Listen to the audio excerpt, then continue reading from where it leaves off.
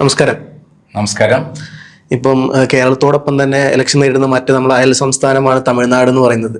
തമിഴ്നാട്ടിൽ ഒട്ടും ആരും പ്രതീക്ഷിക്കാത്ത തരത്തിലുള്ള ഒരു റിസൾട്ടാണ് അവിടുന്ന് വരുന്നത്. ഇപ്പം ഒട്ടുമിക്ക എക്സിറ്റ് പോളും പറഞ്ഞത് DMK ഒറ്റയ്ക്ക് ഭരിക്കും എന്നുള്ളതും, രണ്ടാം സ്ഥാനത്തായിരിക്കും AIDMK എന്നുള്ളതും, മൂന്നാം സ്ഥാനത്തായിരിക്കും TVK, വിജയുടെ TVK എന്ന് പറയുന്ന പാർട്ടി. പക്ഷെ ഇതെല്ലാം നേരെ തിരിച്ചാണ് വരുന്നത്. എങ്ങനെയാണ് ഒരു സ്ഥാനത്ത് ഈ ഒരു പൊളിറ്റിക്സിനെ വിശകലനം ചെയ്യുന്നത്?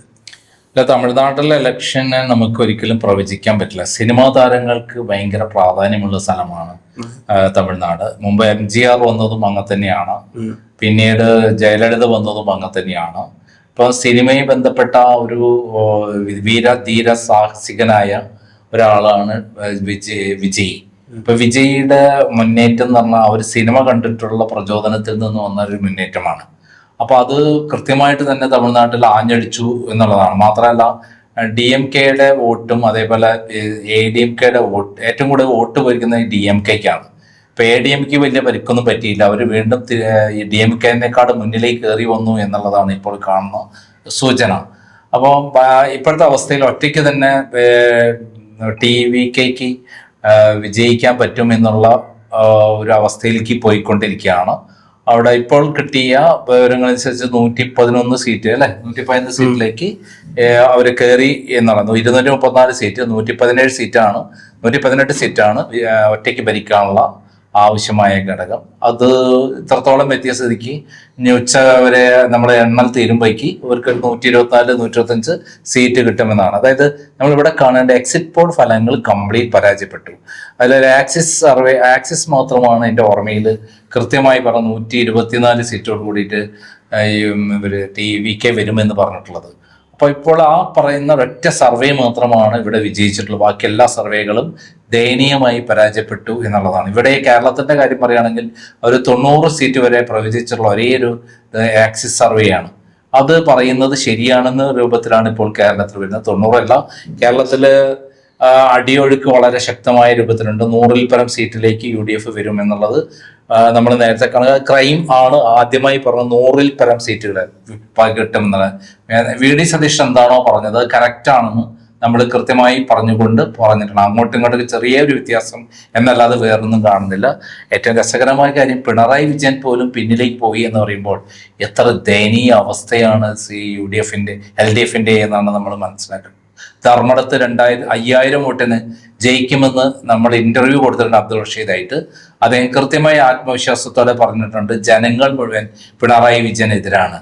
അപ്പം തമിഴ്നാട്ടിലെ സ്റ്റാലിൻ പിന്നിലാണ്, ഇവിടെ പിണറായി വിജയനും പിന്നിലാണ്. കാരണം ജനങ്ങളെ അണ്ടർ എസ്റ്റിമേറ്റ് ചെയ്യരുത് എന്ന് പറയുന്നത് ഇവിടെയാണ് നമ്മൾ മനസ്സിലാക്കേണ്ടത്. ജനങ്ങളാണ് ഇവിടെ ഏറ്റവും വലിയ രാജാക്കന്മാർ എന്ന് തെളിയിച്ചത്. ഇന്നലെ വരെ പിണറായി വിജയനായിരുന്നു രാജാവെങ്കിൽ, സ്റ്റാലിനായിരുന്നു തമിഴ്നാട്ടിലെ രാജാവായി വാണരോട് നിന്നിട്ടുണ്ടായിരുന്നെങ്കിൽ ഇവിടെ ഒറ്റ ഇതിന് മറിഞ്ഞിരിക്കുന്നു.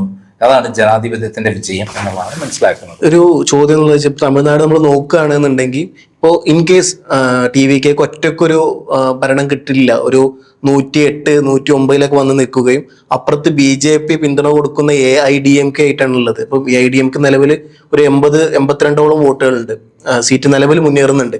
അപ്പോൾ ഈ AIDMK BJP TVK ഈ ഒരു മുന്നണി ഇല്ലാണ്ട് വരാത്തൊരു സന്ദർഭം വന്നു കഴിഞ്ഞാൽ BJPക്ക് പിന്തുണ കൊടുക്കുക, അല്ലെങ്കിൽ AIDMK TVക്ക് മുൻതൂക്കം കൊടുക്കാനുള്ള ചാൻസ് കാണുന്നുണ്ടോ? അല്ല, അങ്ങനെയൊന്നും ഇല്ലാതെ തന്നെ ഇപ്പോൾ മറ്റു 2 മുന്നണികൾ യോജിക്കാൻ സാധ്യതയില്ല. ഇവർക്ക് ഒറ്റയ്ക്ക് ഭരിക്കാവുന്നുള്ളൂ. ആർക്കാണോ കേവല ഭൂരിപക്ഷം എന്ന് പറയുന്നത് സാങ്കല്പികമാണ്. 214, 118 സീറ്റ് വേണമെന്നൊക്കെയാണ് വെപ്പ്. പക്ഷെ 3 കക്ഷികൾ 3 വ്യത്യസ്തമായി നിൽക്കുമ്പോൾ ഇവർക്കുള്ള ഏറ്റവും കൂടുതൽ മുന്നിൽ നിൽക്കുന്ന കക്ഷി ഭരണത്തിൽ വരാൻ പറ്റും. അപ്പൊ 111 സീറ്റ് എത്തി അവർ തന്നെയാണ് അധികാരത്തിൽ വരിക. പല സ്ഥലത്തും നമ്മൾ ഇലക്ഷൻ കാണാറില്ലേ? അപ്പോ തൃപ്പൂണിത്തുറ മുനിസിപ്പാലിറ്റി ആരാ ഭരിക്കുന്നത്? BJPക്ക് ഭൂരിപക്ഷം ഉണ്ടായിട്ടാണോ? 21 സീറ്റുള്ള അവർക്ക്, 20 സീറ്റുള്ള കോൺഗ്രസ് ഉണ്ട്. അപ്പം ഈ LDF ഉണ്ട്. അതിന്റെ തൊട്ടടുത്ത് CPM ഉണ്ട്. എന്നിട്ടും BJP അല്ലേ ഭരിക്കുന്നത്.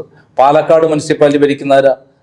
അവർക്ക് സ്വന്തമായി ഭൂരിപക്ഷം ഉണ്ടാവും? ഇല്ല, BJPക്ക് സ്വന്തമായി ഭൂരിപക്ഷം ഇല്ല, എന്നിട്ട് അവരാണ് ഭരിക്കുന്നത്.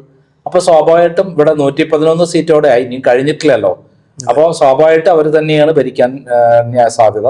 ഏറ്റവും രസകരമായ കാര്യം നമ്മുടെ മമതാ ബാനർജിയുടെ പരാജയമാണ്. 111 സീറ്റേ ഉള്ളൂ, 294 സീറ്റ്, 173 സീറ്റോട് കൂടിയിട്ട് ഏറ്റവും മുൻപന്തിയിൽ നിൽക്കുന്നത് BJP ആണെന്നുള്ളതാണ്. ആസാമിലാകട്ടെ 85 സീറ്റോട് കൂടിയിട്ട് BJP തന്നെയാണ് മുന്നിൽ നിൽക്കുന്നത്.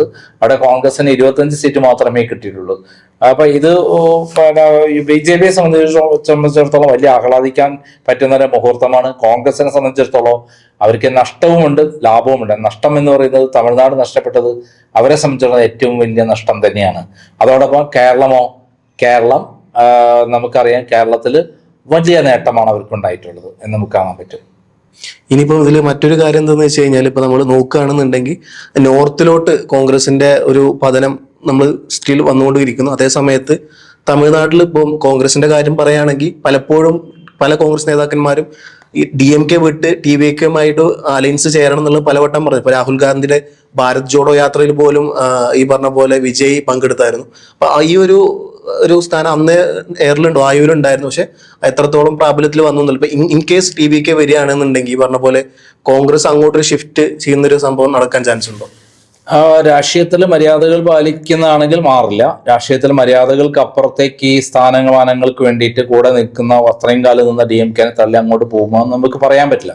ഇപ്പൊ എന്തായാലും അവർക്ക് ഒറ്റയ്ക്ക് ഭരിക്കാനുള്ള ഭൂരിപക്ഷം കിട്ടിക്കഴിഞ്ഞു. കാരണം 3 പാർട്ടികളെ നോക്കുമ്പോൾ ഇവര് 31 സീറ്റിന്റെ ഭൂരിപക്ഷത്തോടെ മുന്നിലാണ്. അപ്പൊ അവർക്ക് ആരെയും സഹായമൊന്നും ആവശ്യമില്ല എപ്പോഴും. അപ്പോൾ പക്ഷേ അധികം വിജയ് രാഹുൽ ഗാന്ധിനെയാണ് സപ്പോർട്ട് ചെയ്യുന്നത്. രാഹുൽ ഗാന്ധി TVKനെയും സപ്പോർട്ട് ചെയ്തിട്ടുണ്ടെന്നുള്ളത് നമുക്കറിയാവുന്ന കാര്യമാണ്. അതുകൊണ്ട് TVK എന്തൊക്കെ പ്രലോഭനങ്ങൾ ഉണ്ടായിട്ടും BJPയുടെ കൂടെ പോയിട്ടില്ലല്ലോ. BJP നരേന്ദ്രമോദി പലതരത്തിൽ പ്രലോഭനം ഉണ്ടാക്കിയെങ്കിലും അദ്ദേഹത്തിന് താൻ പറ്റില്ല. അദ്ദേഹം പല പ്രതിസന്ധികളെയും നേരിടേണ്ടി വന്നു. നമുക്കറിയാം, കരൂരിൽ വലിയ ദുരന്തങ്ങൾ ഉണ്ടായി, എത്രയോ ആളുകൾ മരിച്ചവരുടെ റാലിയിൽ. എന്നിട്ടും അവർ തിരിച്ചു വന്നു എന്നുള്ളതാണ് അവരുടെ ഏറ്റവും വലിയ നേട്ടം. വിജയുടെ ഒരു സിനിമയിൽ മോദിക്കെതിരെ പരാമർശിച്ചു എന്ന് പറഞ്ഞാണ്ട് ED വന്ന് കേസെടുക്കുന്നു, CBI വരുന്നു, അതൊരു ഭാഗത്തുണ്ടായിരുന്നു. അല്ല, അത്തരം പല കാര്യങ്ങളും അവിടെ നടന്നു. എന്നിട്ടും അവർ പിടിച്ചു നിന്നു എന്നുള്ളത് നമ്മൾ മനസ്സിലാക്കേണ്ടത്.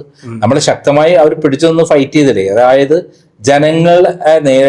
ജനങ്ങൾ അത്രയ്ക്കും ഈ വിജയിന്റെ സിനിമകൾ കണ്ട് അല്ലാതെ മനസ്സിൽ ഒരു ധീര കഥാപാത്രമായി മാറിയിട്ട് അതുകൊണ്ടാണ് അദ്ദേഹത്തിനുള്ള ഒരു മുന്നേറ്റം ഉണ്ടായിരിക്കുക. തക്ക സമയത്ത് അദ്ദേഹത്തിലുള്ള ആരാധന അത് കൃത്യമായിട്ട് വിജയിച്ചിരിക്കും. തമിഴ്നാട്ടിൽ വീണ്ടും സിനിമയ്ക്കാണ് വിജയം എന്ന് പറയുക. രാഷ്ട്രീയത്തേക്കാൾ അപ്പുറം സിനിമ കഥാപാത്രങ്ങൾക്ക് വിജയം നേടിക്കൊടുത്ത ഒരു സംസ്ഥാനമായി വീണ്ടും